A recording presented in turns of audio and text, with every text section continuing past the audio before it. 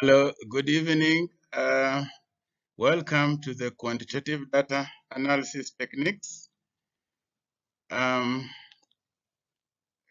New Year. This is a fresh start of a new year, year 2021. I hope it will be a year without struggles like we have had in 2020.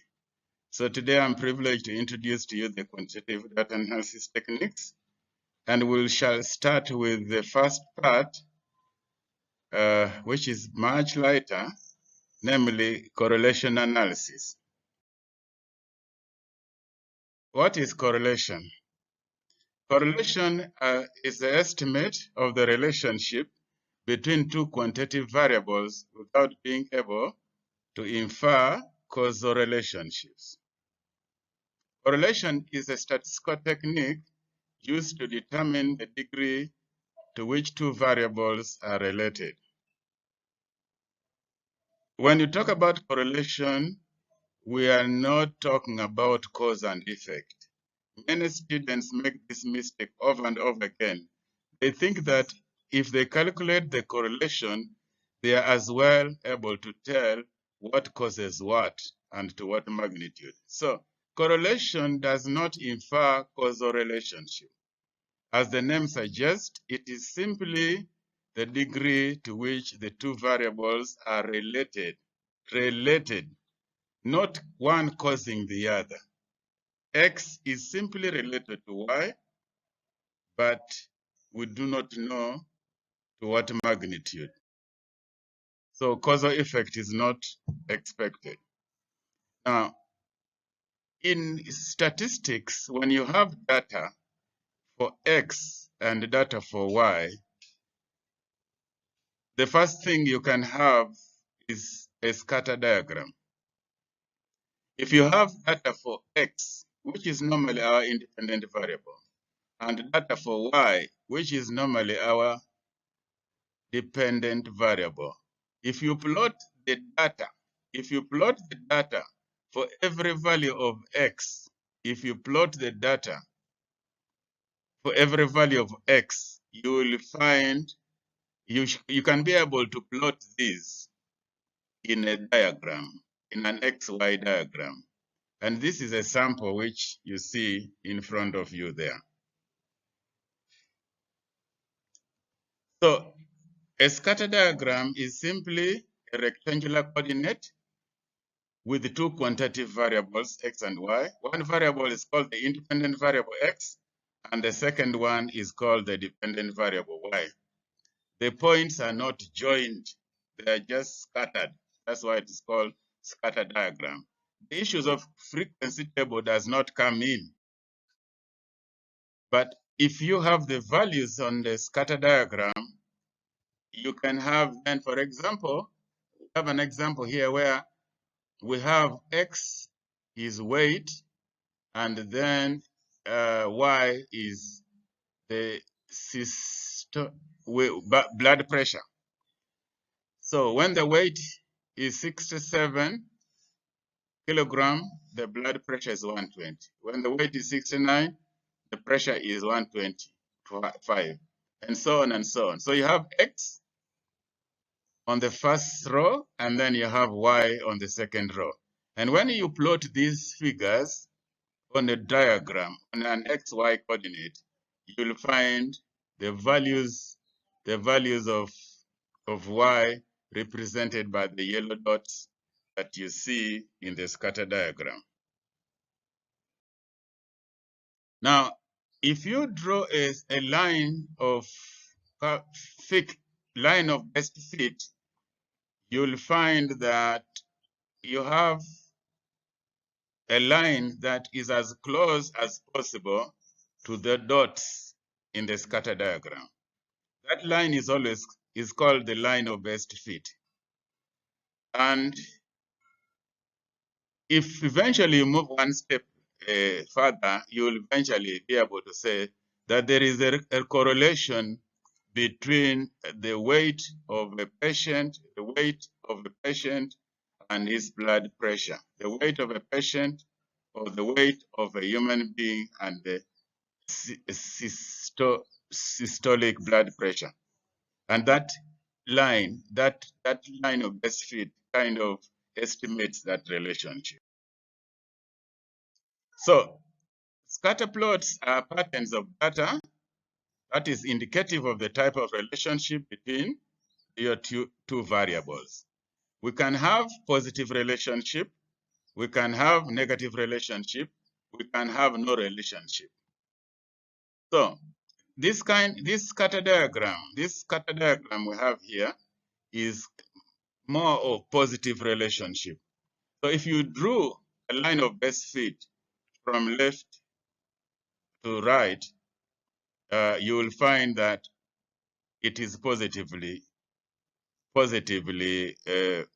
it has a positive slope, and therefore this relationship is positive.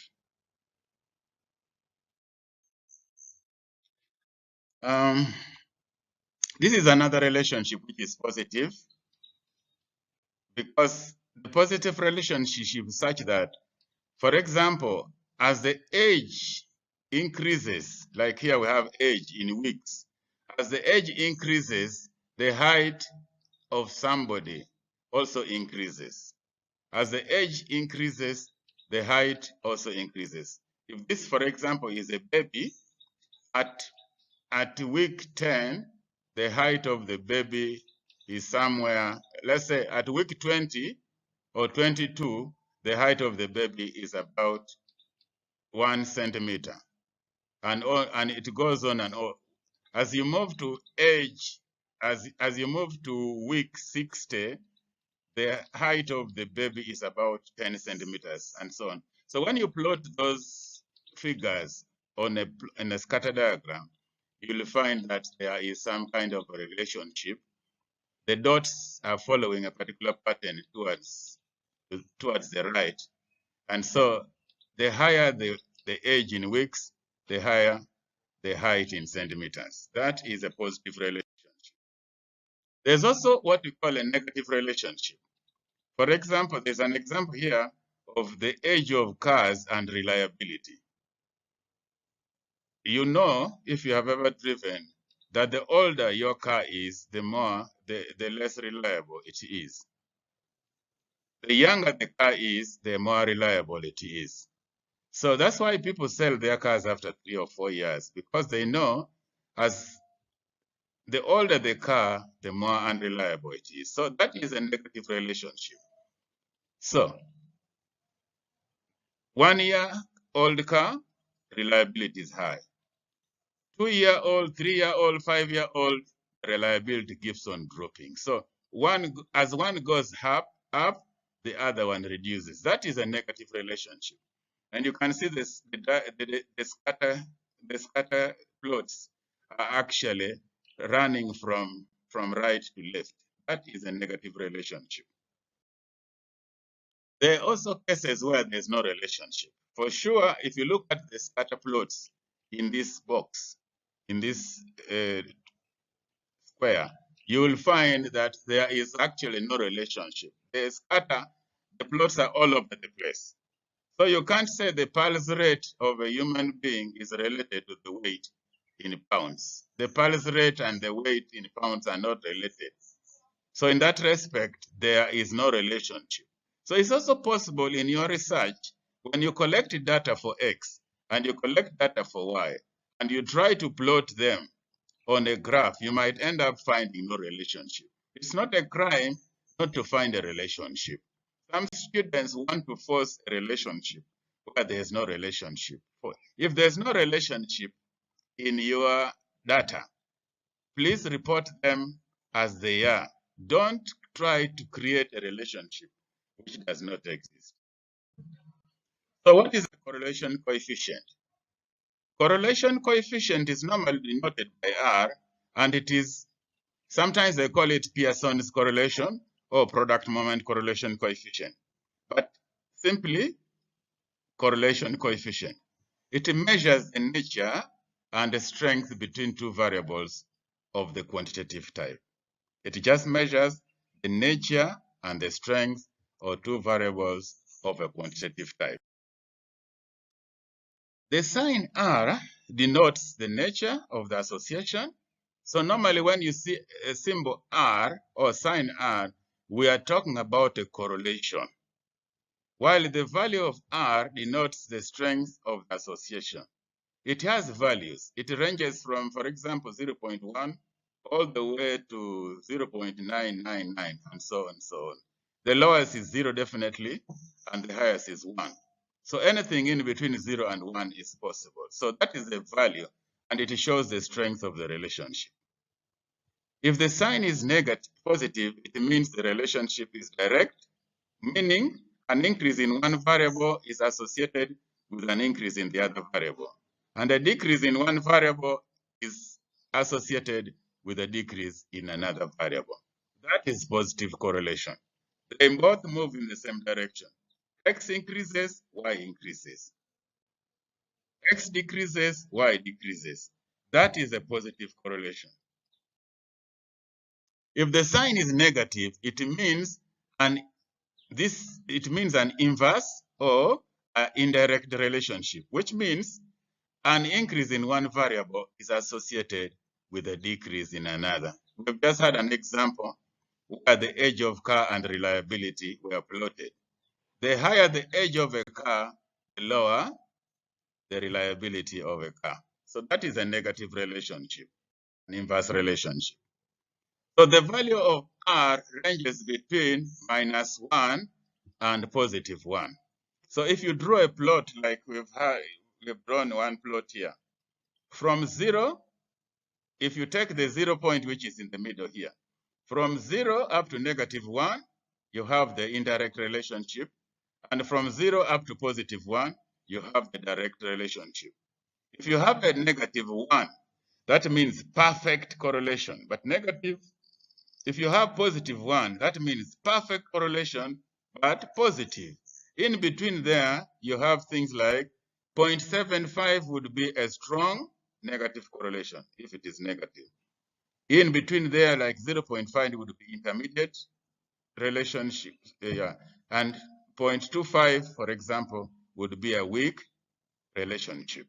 So it can be weak positive, it can be weak negative. It can be strong positive correlation, it can be strong negative correlation. If R is 0, this means there is no association, or the correlation between your two variables does not exist. There is no correlation. There is no correlation. We've just seen an example where there's a pulse rate and the weight of somebody. So pulse rate and weight are not related. So when there is zero correlation means there is no relationship. These are events that are not related at all. Okay? So if R is between 0 and 0.25, like between 0 and 0.25, that means that's a weak correlation. If the R is between 0.25 and 0.75, that is what we call intermediate correlation. Intermediate correlation, intermediate strength. And when the R is between 0.5, 0.75 and 1, that means very strong correlation, strong correlation. And if R is exactly 1, we call that perfect correlation. Perfect correlation. So it can be perfect positive correlation, or it can be perfect negative correlation if the R is -1. How do you compute simple correlation coefficient? The formula is here given as follows. But this formula is also in statistical packages. If you're using SPSS, if you are using Stata or any other data processing tools, this formula is already inbuilt. So if you have your data, you can just enter them. You enter the Y values, which is normally the dependent values. You enter your X values, and then you click correlate. The software will be able to compute for you the correlation. So when you just compute, when you enter your data correctly and you click the button correlate X, correlate y and x, you'll be able to find an R, which is computed automatically by the software.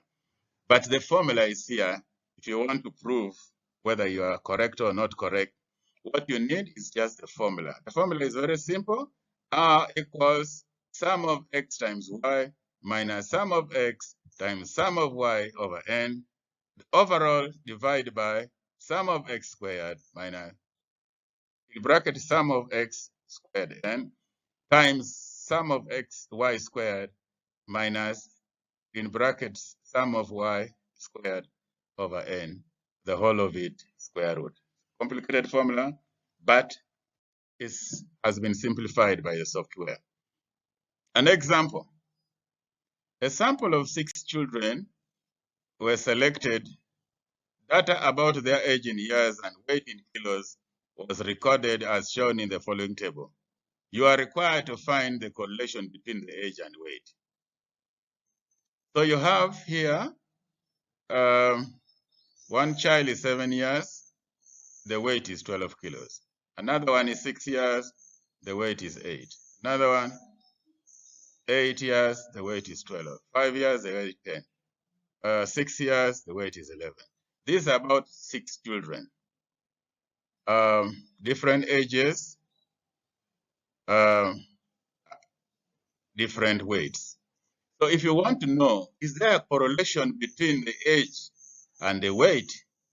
If you have such a data, if you collect such data from the field, then you can compute the correlation coefficient. Now, if you use the formula, which you've just seen, these two variables are of the quantitative type, really. And the variable, one variable is age, which is an independent variable. Normally we denote it as X. And the other is weight, which is a dependent variable, which we normally denote it as Y. So if you want to find the correlation, you use that formula.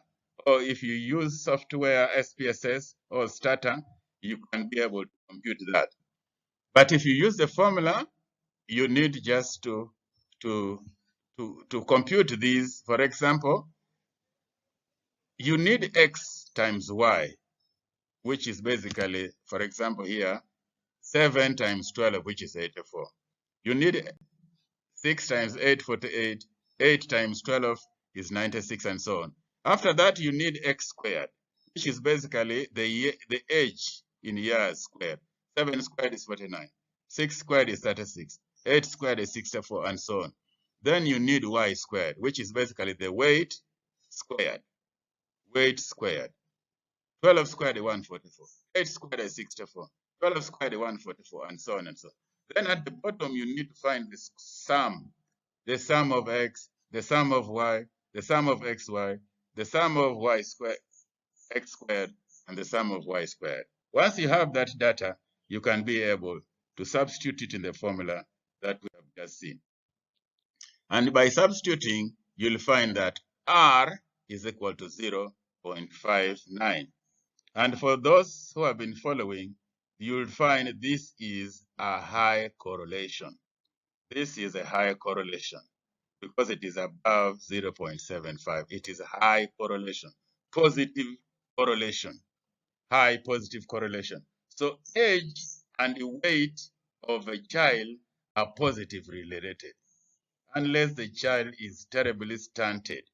But age, weight, and age of a child are correlated, positively correlated. In this particular example, the correlation coefficient is 0.759, which means age and weight are positively correlated, highly positively correlated. Another way of saying it is a strong direct correlation. Strong direct correlation. There's another example here. If you want to find the relationship between anxiety and test scores, for people who study psychology, you can study anxiety and test scores.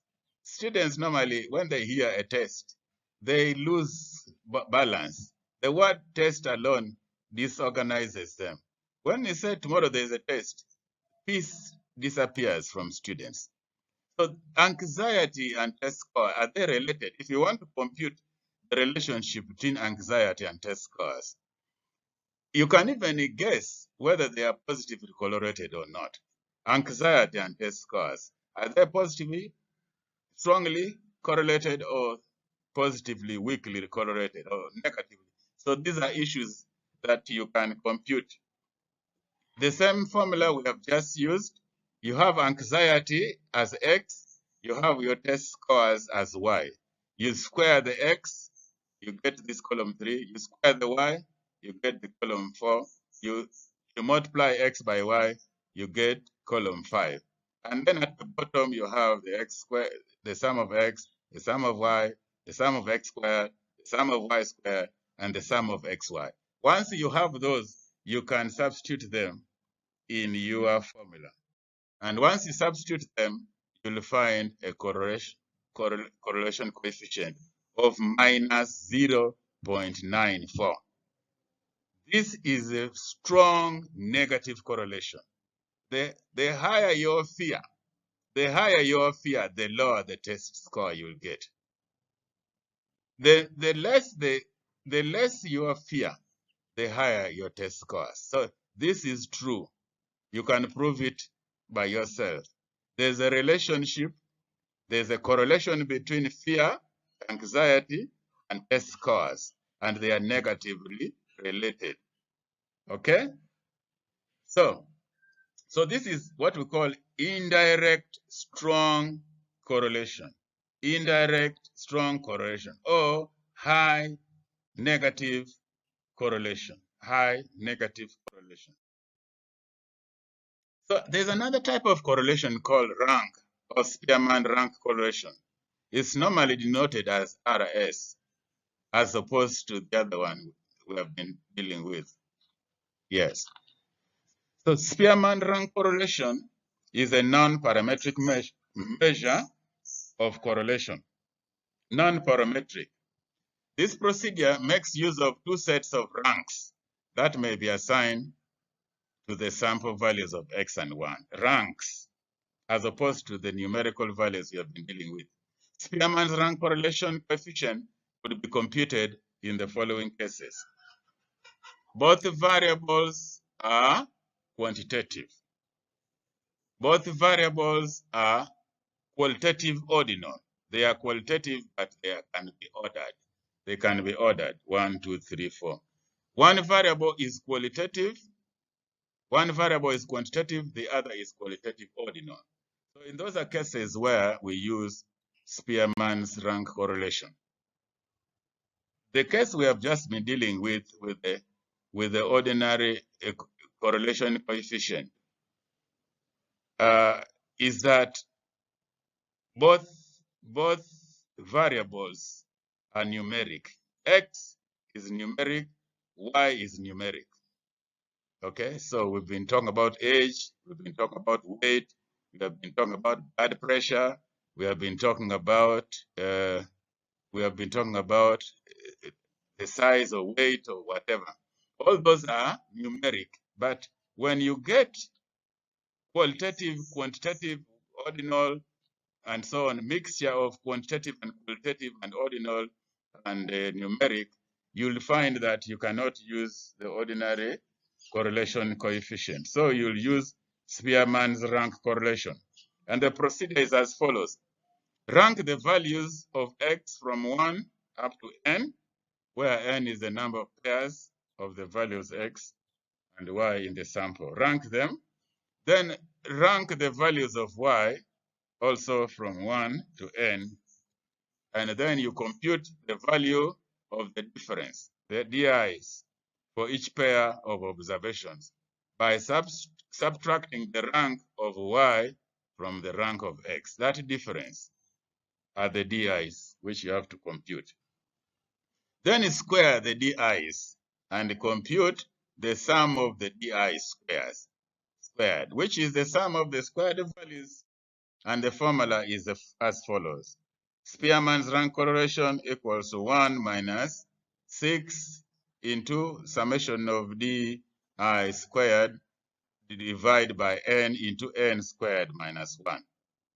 The value of Spearman rank correlation denotes the magnitude and the nature of association.